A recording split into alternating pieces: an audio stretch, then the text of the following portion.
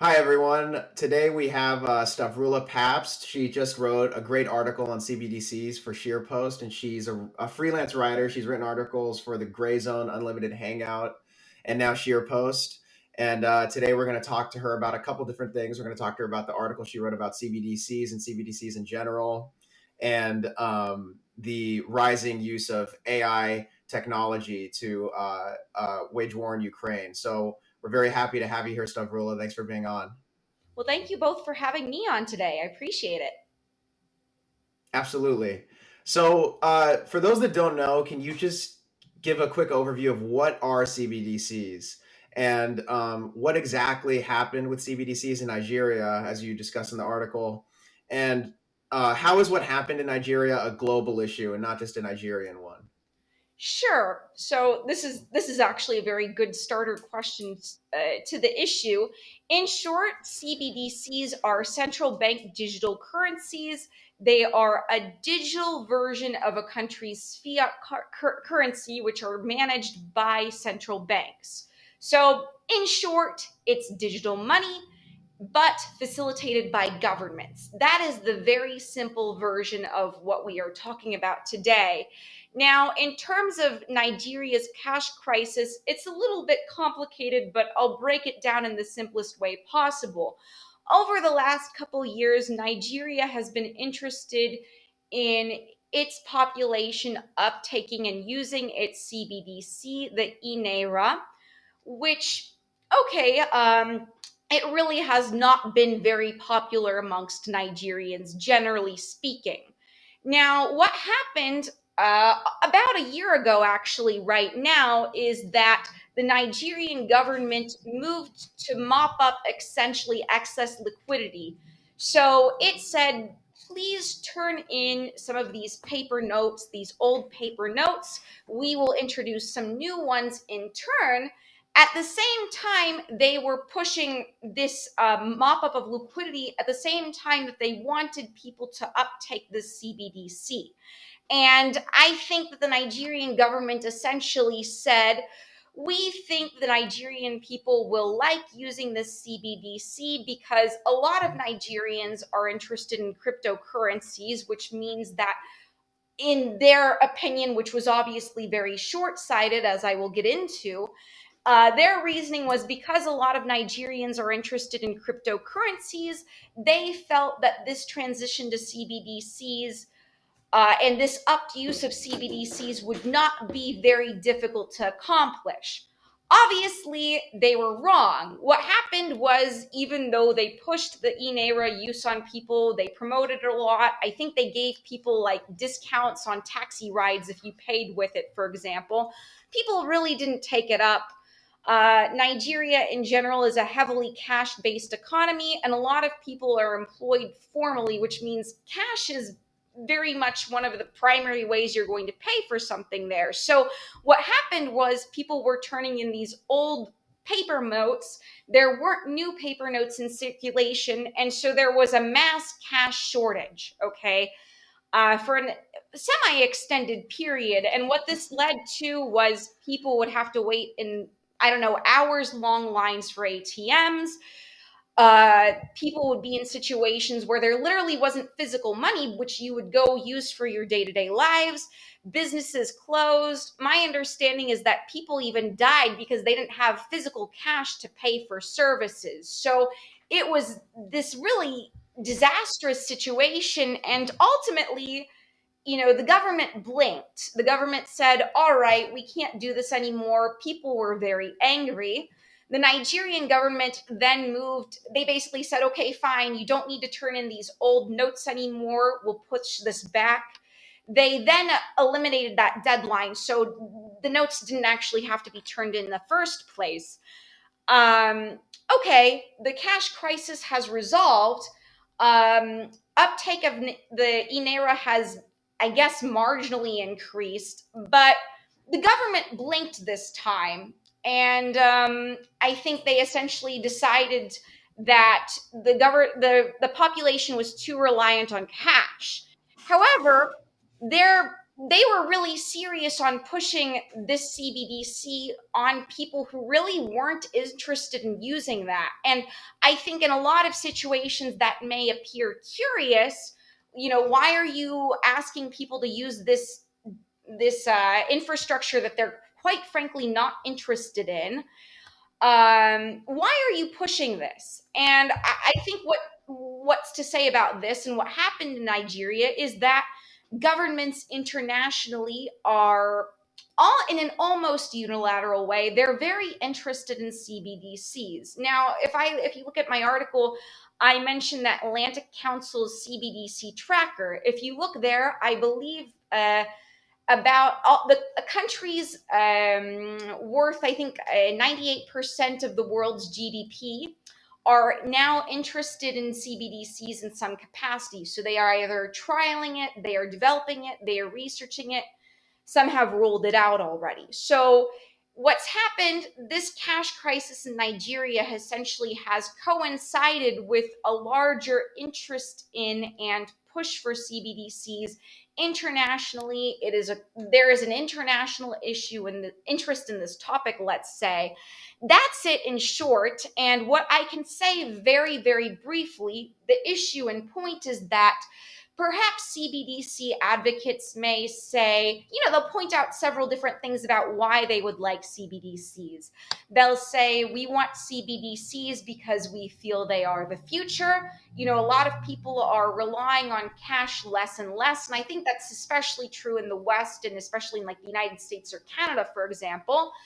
A lot of people are more likely to use debit cards or digital currencies. So why don't we as governments roll this out?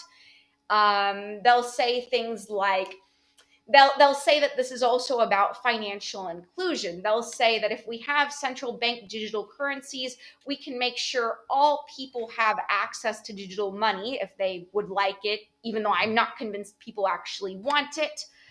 They'll say a number of these types of things to push this idea of CBDCs.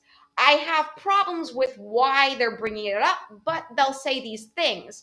At the same time, what a lot of the proponents of CBDCs, what they are not discussing is the severe negative ramifications these may well have on our civil liberties, our privacy, and it may sound a little wild to say this, but I don't think it's wild at all. I think if CBDCs, it's government facilitated money, it's something that governments know they have a power advantage, right, over this. It's very much a situation where if you can program money, this is digital money that perhaps you could program, you're now in a situation where it's possible to manipulate people. It's possible to dictate people's behavior. It's possible to enact policy points through digital currencies that are government facilitated. So to me, this is a situation. What we saw in Nigeria was no one wanted CBDCs. Everyone was like, no, we're not doing this. We're going to either use cash or maybe sometimes we'll use crypto. But the government was kind of hesitant to care about the reality on the ground, right? And what people actually wanted. And this is coinciding with this global push for this phenomenon that is CBDCs. So that's my very elongated answer to that question. Yeah, and one side of that is positive because it's I think that it's good that the at least from my perspective that society is kind of rejecting the push for CBDCs, right? It's kind of encouraging that a lot of Nigerians seem to reject this. But there's also the case that I think that you note in your article that I think like 100 million Nigerians use digital IDs. So the thing that I kind of worry about is that, um, like, I don't know if this is, it doesn't seem as though this is like a principled rejection from the Nigerian people that, oh, they understand entirely like the civil liberty implications and uh, the privacy, the breaches of privacy. from CBDCs, and instead it might be more of like a convenience issue because you said that their economy relies very heavily on cash, right? So it seems like that's a good lesson to learn if you're trying to implement CBDCs is to, okay, before we implement these things, we have to make sure that the economies we implement them are not so reliant on cash, right? So like, do you worry that's going to be the next push is to basically um, implement this in societies that are more cashless and maybe try to shift the economies of those shift economies that do rely more heavily on cash into more cashless societies, and that will then like kind of make people not reject CBDCs. Like I've talked to friends who've been excited about CBDCs. They say, "Oh man, it's gonna be great by 2030. You know, we're not even gonna have to have cash anymore. So we just got to scan our faces on our phone, and everything will be so easy." So, what do you think about that? This is actually a really good point that you say that. And also when we look at the cash crisis in Nigeria, it seems in retrospect, it seems obviously that what they were going to do was bound to fail just because the economy there is so cash based. Um, I'm not sure what I think will happen, but I also do agree that, in societies where cashless is the standard, it's kind of weird. I mean, as you can probably tell by my accent, I am American, I'm from Ohio, but I now live in Greece. So the amount of cash used in Greece is people are much more likely to use cash in Greece than America, for example, which is interesting to see, though you do see like increased card uptake. And I suppose that's kind of the point. I think that, yeah, probably my guess is that CBDCs will likely be more successful in societies where people are already used to this card stuff. And especially what really scares me is like, I think my phone does this because I accidentally put the feature on where you can put your like you can use your phone to pay for stuff already, right? This is something that's very common in the United States based on what I've seen. And so people are so used to this convenience of it, they're not necessarily thinking about the privacy implications of what they're doing. And yes, in that respect, I fear that people that are in societies where that's very common could very easily sleepwalk into this. I haven't exactly had any, well, I don't talk to random, like, I guess I haven't asked like all my friends, like, hey, have you heard about this CBD stuff? What do you think? I haven't been asking them. I probably should, but to hear that your friends are like excited by a CBDC is terrifying. On one hand, I understand that people are excited about convenience. They think that this will be a safe way to transact digitally, right? And I think that this is kind of the point that people pushing CBDCs are going to make. They're going to say, like, look, this is convenient digital transactions that's facilitated by the central bank, which is perhaps more safe and secure than, I don't know what alternatives they would propose than like crypto per se. But the point of the matter is that if you allow the central bank to facilitate this, you're giving the central bank an unprecedented amount of power or an unprecedented amount of like access to your life. I mean, if the central bank is facilitating my money, let's say it this way, I went and I bought a coffee. The state technically has indirect access to where I was at 5 p.m. today and what I did, right? So I think unfortunately I agree with you. I think this is a situation where states may be interested in rolling this out in places where there is more propensity used to cashless methods.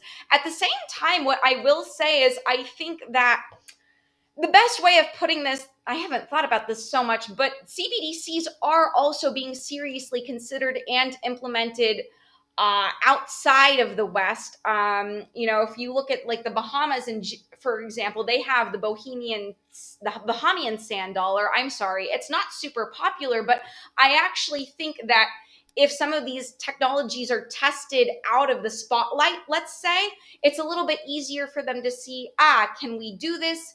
Can we game this before bringing it to countries like the United States? So I think it's a little bit of both now that I think of it. But I also think that if you already have a cashless ish society, it's a little bit easier to push the idea in terms of convenience. I just wanted to go back to just Nigeria, and I'm curious as to why, and you kind of touched on this already, but why Nigeria specifically, and who are the forces that are behind this sort of implementation and the infrastructure and the significance of that kind of country? Does it necessarily have to do with, I guess, Nigeria's proximity to the West through, groups like ECOWAS, that made it kind of an accessible place, or some place that's, more willing to kind of test out these sort of methods that are clearly kind of centered in the West in terms of like a technological innovation, right? I'm not sure I can answer all of that like in full, because there are complicated factors behind this. Obviously, Nigeria is, I think, Africa's largest economy. So, and I think the population is about 235 million. So it's a large country, and it has one of the largest economies. So I think if it's possible to do it in Nigeria, why not? My understanding is that Nigeria's central bank is pretty interested in this subject, because they actually, I even have this like written down on a note. Nigeria's central bank governor has even said they would like Nigeria to become a cashless society. I'm not kidding. That's from Nigeria's central bank, FYI. It's a little bit difficult for me to understand perhaps why this person in particular, or Nigeria's central bank in particular, was interested in pushing this. I just think that because we're in a situation where I think 135 countries, I don't want to say for sure, 135 countries, I think, are currently in various phases of either researching, developing, or piloting it. Some of this happens to be circumstance a little bit, to be honest, in terms of who's trying what out where. I suppose, at the same time, like Ukraine's pretty far ahead also in trying this stuff out. They've been working on a CBDC pilot, for example. So I think there's a combination of those factors that's a little bit hard for me to pinpoint per se. I would say, generally speaking, what I can say is that this is a situation. My opinion is that CBDCs are a symptom of a world where a lot of nation states have lost sovereignty, generally speaking. That is a general statement that I would make. Within this context, I think it's fair for us to say, and I don't want to say anything about Nigeria specifically in this respect, but my opinion is that policy initiatives like CBDCs are essentially being taken up, or states are either choosing to do this or they are being pressured to do this. I think this is happening due to a combination of reasons. I think that if I'm a country and I'm worried about global power competition, I may be interested in developing a CBDC, simply because I fear and I don't know what will happen if I don't do it. At the same time, I do think that we exist in a world where world leaders of various countries are pressured to take on policy initiatives that they may not have done otherwise. And I think that we saw this during the COVID crisis, for example, where, for example, lockdowns were adopted almost unilaterally internationally. So this is something where perhaps I can't say for sure why this happened in Nigeria. I would have to do a deep dive to be like, this is why I think this. I can tell you that specifically, yes, Nigeria's policy officials have even discussed cashlessness. They do seem to want this, but at the same time, it exists within the context of a CBDC race that perhaps is a natural developing phenomenon, but also the larger arrangement where I think international policy initiatives are increasingly being pushed by a power elite that is increasingly centralized, but is still a little bit opaque and hard to identify. Yeah, and on that note, there's a trend that I've noticed, and I think Diego as well, because we've been working on this together, where uh, so there's the emerging CBDCs, and then there's the idea that you get into this global interoperable CBDC. Um, and I see this kind of in conjunction with other new efforts to centralize and digitize forms of identification. Like Mhm. there's digital ID, which we've talked about briefly. But there's also, and I want to get into the connection between CBDCs and digital ID a little bit more later. But and then there's also digital vaccine passports, which existed during COVID-19 and were, I think, implemented by the EU and then adopted by the World Health Organization. Um, and they're currently being expanded right now through the creation of the World Health Organization's Global Digital Health Certification Network, and potentially legally codified through new World Health Organization treaties on pandemic preparedness and response, as well as amendments to the international health regulations. And for those that don't know, the Global Digital Health Certification Network is this described as this global interoperable system that will allow countries to basically access through some kind of cloud that's hosted by the World Health Organization people's medical records and what drugs they've taken. Specifically, I think during a pandemic is the idea. Um, so, given that the Global Digital Health Certification Network also stresses interoperability, and I think I think it's like you said the deputy managing director of Mhm. the International Monetary Fund, I think Bo Lee was Yeah. his or her name. Yeah, said something about, oh, we want global interoperability with CBDCs. It got me thinking about the Global Digital Health Certification Network, and you defined interoperability in your article very clearly, and using I forgot where you got the definition, but it sparked something in my mind because it's described as the technical or legal compatibility that enables a system or mechanism to be used in conjunction with other systems or mechanisms. Mhm. So, like, is it possible that digital vaccine passports uh, will be connected to CBDCs? As in, like, will they be able to restrict people's ability to travel based on, or, I mean, sorry, just like how the Global Digital Health Certification Network plans to restrict people's ability to travel based on whether or not they take certain vaccines or medications or tests, Mhm. will it also potentially be used to restrict people's access to their finances if the GDHCN, the Global Digital Health Certification Network, and CBDCs are connected? Have you thought about that at all? Uh, I guess like not this very specific question, but I do have a lot of thoughts about this topic generally because Yeah, I sure. would say I would say that interoperability and programmability are both things I am very concerned about in this respect.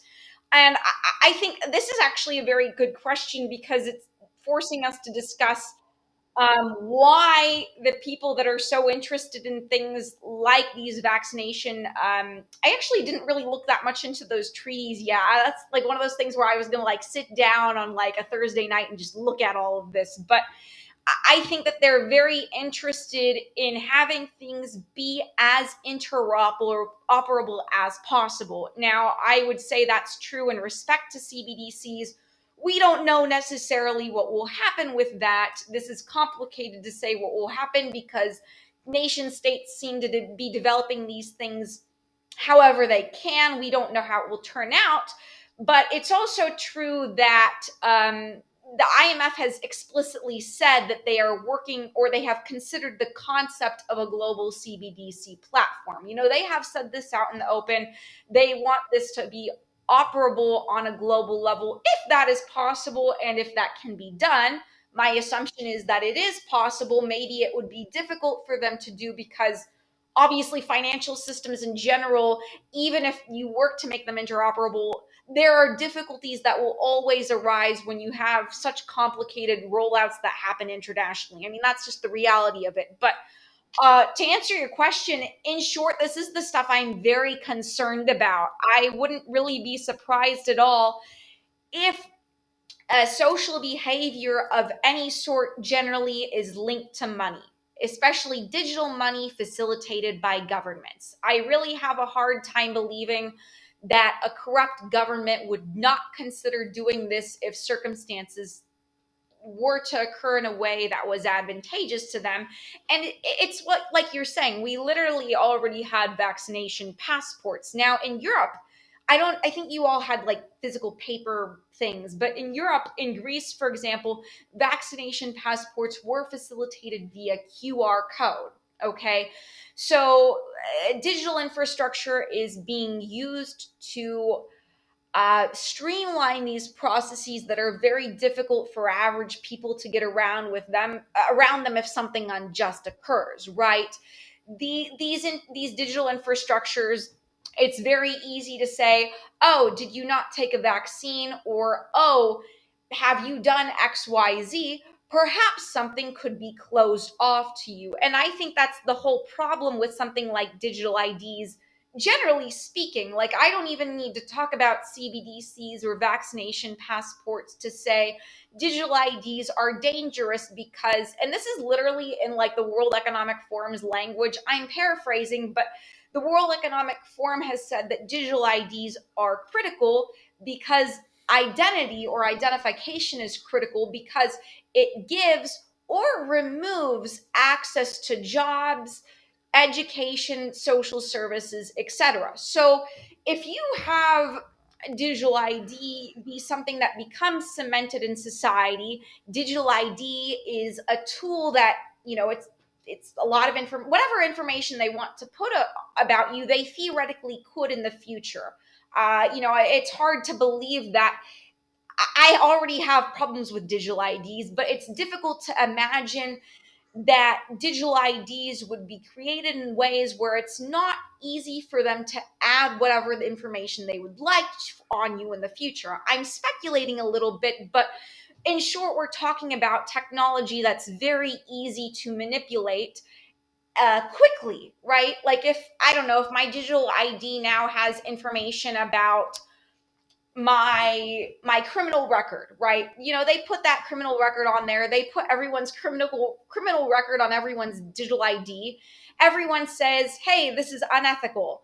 That's very difficult to challenge now that they've already cemented that. So the short answer to this question is that this infrastructure is something they want to be digital because it's something that's perhaps easy to edit, let's say, and it's something that's maybe it takes them time, but it's something that you theoretically could interconnect with other structures. So yes, that would mean perhaps in the future, international digital health certificates. I don't know the exact wording that you used with that, or it could be connected to CBDC. We have to talk about these things. We have to discuss the potential of what could happen, but we also know that simply looking up what public officials or researchers at think tanks have said about these topics. They've spoken explicitly about programmability, that they would like to do this. As you've said, they've also explicitly discussed vaccination passports. They've literally done those. They literally used them to ban people who didn't follow health rules from society, and that actually happened in Europe. I'm still mad about that, but I suppose that's a side conversation for another time. Yeah, and there's precedents. There's more precedent for that too, right? Like the trucker convoy, which you read about. If you could speak about that briefly, and also just like the kind of slow rollout of just getting people used to. And I think it's interesting too that I think this occurred during the pandemic. I don't really remember before the pandemic ever having to like scan a code to like Mm, use a menu to see a menu at a restaurant, right? But then yeah, suddenly it became like less contagious or something to scan your phone than to have menus, even though you're already like eating food and like talking to yeah. people in a restaurant. Apparently it's like, oh, this is how you get around the pandemic, is you just have to scan this code. But yeah, if you could just talk just briefly about, because I think Diego had a question, but just briefly about the trucker convoy, and also like I think Whitney Webb, who you've written for at Unlimited Hangout, I think she said that she was banned from PayPal or something like that Yeah. because they said that there was misinformation in one of her articles, and they refused to say which misinformation there was. And also, there's been people like Jackson Hinkle, and I think there's been a lot of people in this independent media space that have faced like financial censorship, I guess you could call it, which kind of alludes to like this effort, I guess, from these this elite to basically use finances to kind of coerce people and censor them and push them out of spaces. So if you could just talk briefly about that. Yeah, and I think this is just an important topic generally. I guess, yeah, let's start with the trucker convoy protest. I think this is actually a pretty significant moment for a couple of reasons. Very briefly, what happened there was I actually used to live in Canada, so it's kind of weird. Like, I moved and then this happened, so I removed but connected to the situation. But my understanding is that, people had protested a lot of Canada's COVID-19 policies in Ottawa for an extended period, and the Canadian government's response was to freeze a lot of people's bank accounts. And obviously this is undemocratic. I think what's pretty scary about this episode, and it's a little bit complicated, but I think that the Canadian trucker convoy protesters did not really receive a lot of the critical support they should have received at a critical time. Regardless of whether you agree with the trucker convoy protesters, we can discuss that. I don't necessarily mind if somebody disagrees with them, but the point is they had their access to their money frozen. That to me is the antithesis of democracy, that the Canadian government was essentially able to get away with this without serious questioning, and probably perhaps in part because of the views of the trucker convoy protesters, is a scary episode. We saw this happen. It was a major event, but I don't think a lot of people in Canada supported them because maybe they disagreed with their politics. So this was a pretty major episode in my opinion. And as you're right, I've also written a little bit on PayPal's freezing. I think so many things have happened, so it's hard for me to remember each specific incident, but I think Consortium News and Mint Press were both like kicked off of PayPal for a little bit also. And I remember Whitney Webb getting booted off PayPal also. And these are all instances where PayPal doesn't really need to say why it's doing something. It can simply say, oh, you're spreading disinformation, or you're somehow harmful to society. They don't really need to give an honest answer for what they're doing. The reality is the private sector, I don't know how much it matters, but the private sector is essentially able to say, you did something we didn't like, which happens to be something the state also doesn't like. You're banned. And so it's becoming more common. I fear it a lot, and I think that this is an important thing for us to talk about, because it's exactly what you're saying. We're seeing an arrangement where the precedent to, if somebody acts out, it's now apparently acceptable or okay to somehow strip them financially. Okay, now that precedent has already been established, we're now considering CBDCs, which of course in my opinion would dial that to like an 11. I think that this is now especially dangerous, because you're now giving the state specifically like the ability to say, is somebody acting in a way we don't like? It's not hard to imagine a government becoming abusive and deciding that maybe they will restrict the rights of people who act out. And again, we've already seen it. I fear very much what could happen in the future. And I think this is why the concept of programmability is so critical. Programmability is a simple thing. You essentially can instruct money how to act, let's say, depending on what criteria is or isn't fulfilled.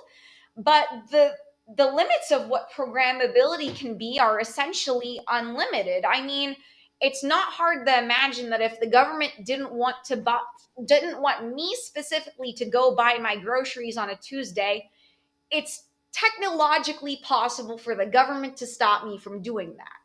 So, within the context of programmability being used in a number of ways that we could brainstorm, it's not hard to imagine maybe the government would say, we don't like what this person said. Maybe we know this person was at this protest due to their financial transaction records, or whatever else they're able to surveil from us at this point, because in my opinion, I'm pretty sure they kind of just know where you are all the time because of your smartphone. This is a situation where they could say, "Oh, we didn't like what this person did. Maybe we'll restrict where they can spend their money. Could we restrict them within like a 10-kilometer radius?" Um, why not? They theoretically could do it. I'm not sure if they would do that right away, but the point of the matter is the potential to do that is increasingly present due to the technology we now have. Um, if governments all choose to do this in a near unilateral way, it's difficult to stop. But that's the point. I think we have to be able to talk about this issue to bring people awareness to the subject so that they say, we don't want CBDCs and we don't want things that are equivalent to CBDCs, which I could also get into. Yeah, and also I think it wasn't only PayPal, it was GoFundMe, I believe, that stopped its or blocked off access to the money for the gray zone, if Mm-hmm. I remember correctly. And when you brought up that point about PayPal not really having to, they not having to really explain themselves for what they do, it reminds me of something like the Twitter files, where the government was using it as a means to censor people, using it as a proxy to kind of do their bidding, and to inadvertently get whatever they want out of the public space. And it seems like, this ever growing relationship between big tech companies and the government seems like it can expand to all these kind of services, especially something like PayPal and these financial services. So yeah, it seems uh, pretty alarming that, as technology grows, there's always going to be that potential for a connection with the government, and for it to be used as a proxy, right? And I think that, yeah, the GoFundMe example is quite important. And I also think PayPal in general is very important to discuss in these respects. It's exactly as you said. I don't think that they actually really need to be accountable to anybody in a way that's meaningful. Because they are the private sector. I don't Because they are the private sector, they essentially don't have to listen to you. If you have a problem with them, you have to hope that you will be able to get enough public support for you to move elsewhere or to do something else. And I think when a large number of big tech companies act like that, it becomes increasingly difficult. But we have to do this to try to find alternatives so that you don't run into this wall of censorship, uh, algorithm manipulation, which happens on Twitter and Facebook, etc. And with the PayPal example, okay, I'm not an expert on PayPal, but literally right there, we can see PayPal is up to no good, is my opinion. I have stopped using my PayPal. And this literally gets into the article we will hopefully discuss later with the Ukraine article. I mean, PayPal was funded in part by Peter Thiel, who has a long-term established relationship as a venture capitalist with the United States government, right? So he is funding groups like PayPal. He is funding or has funded groups like PayPal, Palantir, just just I think even Airbnb, like Founders Fund, gave money to. So this is an arrangement where we kind of see like the state. We All right, if we want to be honest, like the state and the tech is pretty much like this, in my opinion. They are one and the same. I treat them as if they are one and the same. I also treat tech and defense like they are one and the same. But when we look into who these companies are, who's backing them, and then what else they have done, we often run into this situation where perhaps the people that have funded or are giving money to groups like PayPal are also very busy either funding other groups that or other companies, let's say, that can build technologies that have the ability to influence politics as I see it. they may also simultaneously have extensive reach within the policy space in general. So, the very broad point I'm going to make is I think that we will increasingly see this type of bad behavior from big tech, generally speaking, because big tech is not really removable, in my opinion, from defense. It is not really removable from the state. It is not really removable from the power elite, both in the United States and internationally. I'm saying that in a more general way, but that can kind of explain why they consistently act on like this. They almost always act like this. It's almost predictable that, if somebody has a platform, it seems like you can just like wait a few months and then PayPal will be like, hey, we're defunding you now. Go find somebody else. So it's becoming, I don't like to say it like this, but it seems almost unfortunately quite predictable in this respect, because these relationships are so enmeshed, and they have been from the beginning, which means now that we're into this increasingly, okay, things have always been difficult, but I think we're now entering a period where it's kind of clear that you can't, if you're a journalist, you now have a reason to fear that you could get debanked or you could get deplatformed by, do I have to call it X, by X, and that no one will come defend you, or people will try, but the people that are ultimately in charge of these systems don't want you there. Right. And also just maybe to talk about a potential solution, I guess. Or also I'm also curious, do you think that CBDCs in general were an inevitable creation, or do you think they were built as sort of a response to the rise in cryptocurrencies like Bitcoin that exists as a sort of antithetical creation to the centralized system? Because as you explain in your article, you referred to Thomas Fazzi's Unheard article that people invest in Bitcoin and others precisely because they are decentralized beyond the control of the government.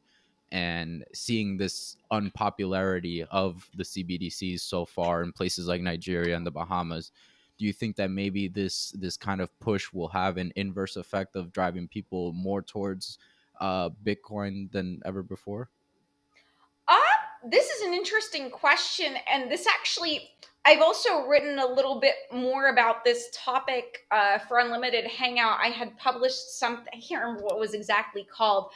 It's like CBDCs, as CBDC pilots roll out, digital payment systems vie to become the global payment standard. So this is this is another rabbit hole, essentially. Um, in short, I think that cryptocurrency is an interesting discussion point. I think that in terms of, lay people wanting to use cryptocurrency, yeah, a lot of people are interested in cryptocurrency because they believe that this is decentralized finance, where they are more likely to have financial freedom if they use these systems. Uh, that's a general statement. Personally speaking, in my personal life, I don't actually own any type of crypto for what it's worth. I'm that that is why a lot of people use cryptocurrencies, and I think a lot of people will be pushed in or more interested in using cryptocurrencies with the rise or with the proliferation of CBDCs. At the same time, this is where this question becomes kind of interesting, is that I think this question has to be turned on its head a little bit, actually. I very much speculate as to whether most cryptocurrencies have been established for the purposes of being able to develop digital currencies, develop and perfect digital currencies that the state can essentially borrow this technology to use for something like a CBDC. And this is kind of a larger political debate that I have become very interested in, like the last couple months. Now I know what a stable coin is. Terrifying. Um, there, in my opinion, that is very much a debate. I personally believe that a lot of cryptocurrencies, I will differentiate Bitcoin from other cryptocurrencies in the sense that I believe Bitcoin cannot be corrupted in the same way. I think the powers that be will try to corrupt Bitcoin. So I suppose the jury's out to lunch on that one. We're going to have to see what happens with Bitcoin. But I think that a lot of cryptocurrencies that people flock to or are interested in adopting as governments push CBDCs are themselves compromised as projects. That's my opinion. And so even if this happens, I don't know necessarily if this will help people in the very, very long term. That's a very simple way of putting it. I hope that that kind of answers very briefly the question, but it's definitely worth something looking into, because what's happened and what I've reported on is a lot of cryptocurrency players. So I reported on Ethereum, Ripple, and Stellar. They actually, okay, Ethereum is different because no one like owns Ethereum, but Ethereum protocol is very common in CBDC pilots, for example, or Ripple's protocol is very commonly used in CBDC pilots. So what we're seeing is maybe a lot of people are interested in cryptocurrencies as CBDCs are pushed. Okay, fine, do what you want.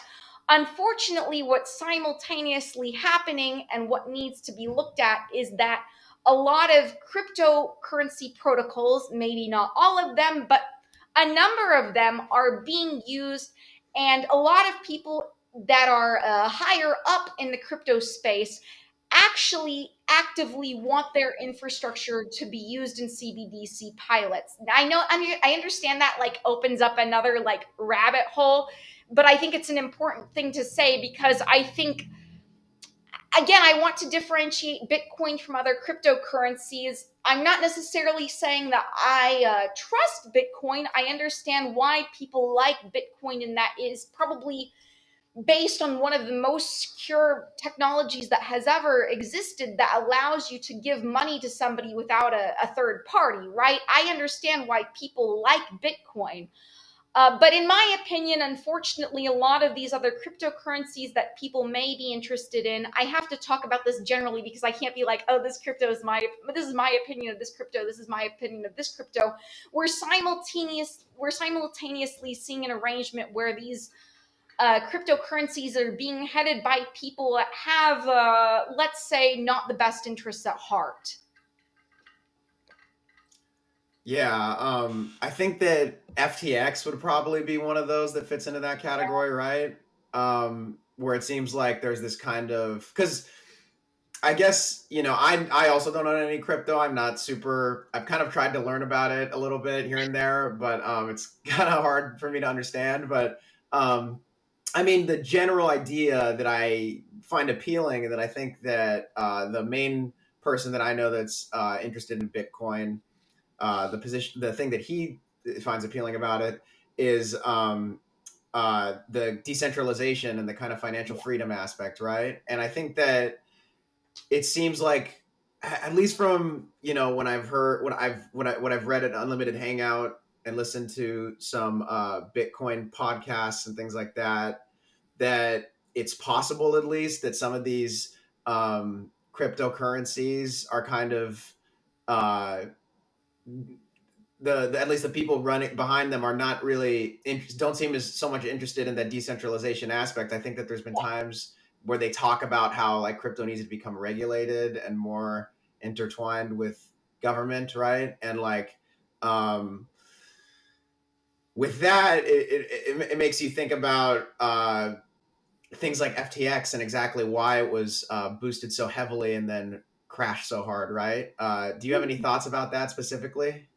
Sure, I'll try to say what I can. If I can't comment on it, I'll just say so, because this is one of those things where I have been reading and writing a lot on this topic recently, but there are certain things where I'm still like, okay, I don't know what's going on here. In general, yeah, I'm trying to think of what I'd like to say in this respect. It's as you said, a lot of people are really interested in something like Bitcoin because it allows for financial freedom in theory. And like I had said earlier, I do differentiate Bitcoin from other cryptocurrencies in that I think its infrastructure is intact enough that at least at the current time, I feel like it's not necessarily as compromised because the infrastructure itself is what it is, right? Like, regardless of who's interfering with it, Bitcoin is Bitcoin. You theoretically have a lot of prospects for financial freedom if you'd like to escape whatever situation you're in with that. Some of these other systems, it's as I said earlier, I do fear that a lot of the people pushing them are either they're not interested in true decentralized finance, or it's somehow else become compromised. And I think we could, I don't know if I could discuss Ethereum in full, but like Ethereum, for example, is, I think the concept of Ethereum was pretty good in the first place, but I think it's proof of work to proof of stake transition, which was called the merge, has left it especially pliable to anybody that would like to buy stake in it, which means, very briefly, I hope I don't say this wrong, but very quickly, very succinctly, this means they are more likely to be able to wield influence over the protocol's direction in society, how it's being used. And then when I say that, in other words, how it could be used to benefit the power elite and not people that are truly interested in decentralized finance. Shoot, I don't remember the last part of your question, actually. Sorry, could you say that? Do you remember? Oh, I was just asking about I mean, you've kind of already said it, but like the possibility, I guess, that things like FTX are sort of being Oh, launched to usher in regulation on yeah. cryptocurrencies. Yeah, I would agree with that. I also think a lot of people in like the Bitcoin space in general are talking about like the dollarization of Bitcoin, not necessarily understanding how it could compromise Bitcoin's integrity, let's say. So there is a push to do this. I also think with FTX, I would have to look into this more to say more about it. I do think a lot of it is about governments wanting to regulate crypto to whatever extent they can. I definitely agree with that. With the FTX scandal in particular, I've read all the relevant material on this, but I'm not sure how well I can summarize it. If you want to look into the FTX scandal, I think what's been really interesting about that is if you read Mark Goodwin and Whitney Webb's recent reporting on that, in relation to what a lot of FTX partners have been interested in. Former financial partners of this group, which is essentially defunct, are like Fluent Finance. I mean, they're essentially interested in building like CBDC equivalents, but CBDCs that are synthetic, aka they're stable coins. So they still have the programmability, they still have like the surveillance prospects of CBDCs, but now it's in the format of a stable coin, which is operated by a private bank. So I think, if you want my honest opinion, I need to do more research on this, but I think what people interested in regulating this subject, maybe what they're more interested in, we can say this very briefly, I think they're also interested in being able to create legislature that is, let's say, suitable for these other developments that allow for further centralization of power. So whether that's CBDCs, yeah, they want that.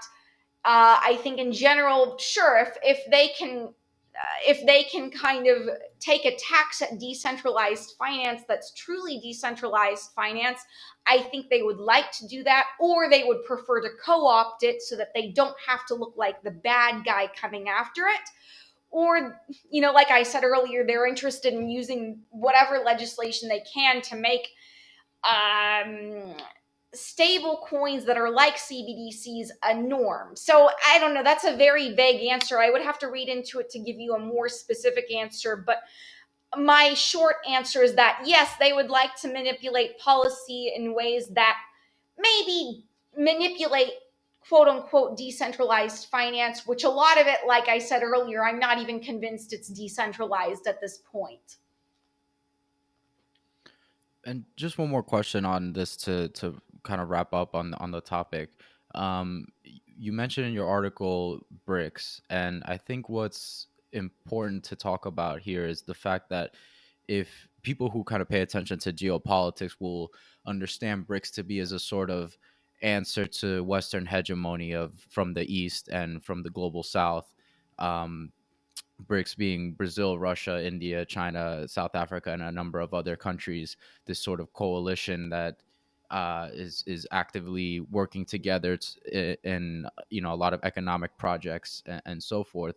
But you mentioned in your article that they would also be open to adopting CBDCs, and and that seems a bit of a contrast to the overall mission that I guess is people generally think of BRICS, as a complete different uh, you know group, I guess, to the West. So, do you think that they will be dominated by the same transnational business interests and just enforced by these different countries, or it'll be some sort of different system? Um, so this is something that I speculate and I think about a lot because it is unclear. I don't know for sure what will happen. I think personally, the BRICS embrace of CBDCs is symptomatic of larger geopolitical phenomena that may be quite difficult to locate exactly what is going on. But the point of the matter is this. Maybe I think that a lot of modern geopolitical tensions and conflicts are genuine, perhaps up to a point. Maybe I do not know where this exact fault line is. This is something I read about a lot to try to better understand. Okay, there are genuine conflicts between nation states. There are genuine differences between, let's say, the rules based order, the fake rules based order West, and the emerging BRICS bloc. Okay, they probably have a lot of genuine political disagreements. They are probably adversaries to a point. At the same time, I can say that I think this is perhaps true to an extent, but my opinion, and maybe this will be different in 6 months, who knows, but I think in recent years and months, my personal opinion is that this embrace of something like CBDCs, it goes in tandem with the BRICS bloc, and especially like Russia and China. I mean, I feel that these countries have embraced technocratic initiatives in critical ways. They're interested in digital ID. They were essentially on board entirely with everything that had happened during the COVID crisis, for example, in terms of vaccination passports and lockdowns, for example. So we can observe that there are these tensions and there are these conflicts and wars that are erupting in very violent ways, but we can also increasingly see that this power elite that's behind it, it may be difficult for us to locate in certain ways. At the same time, we can see very consistent language towards near unilateral adoption of many critical policies that suggest to us this power elite that exists on an international level. Perhaps we can debate, but my opinion is they may disagree on certain things, but in the longer term, they agree about what infrastructure they want to use for society.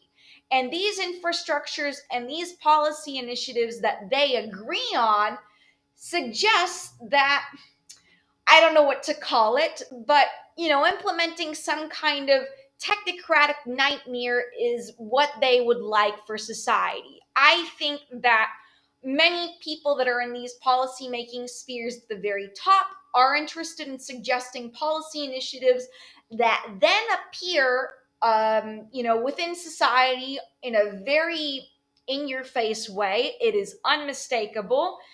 And that leads me to say that, my opinion, and it's something that I think about quite often because I was surprised by this. I mean, I used to be somebody, I thought of, I don't know, I've been interested in geopolitics for a while, and I used to be more of a standard go BRICS type person. And I think in more recent years, I kind of get it.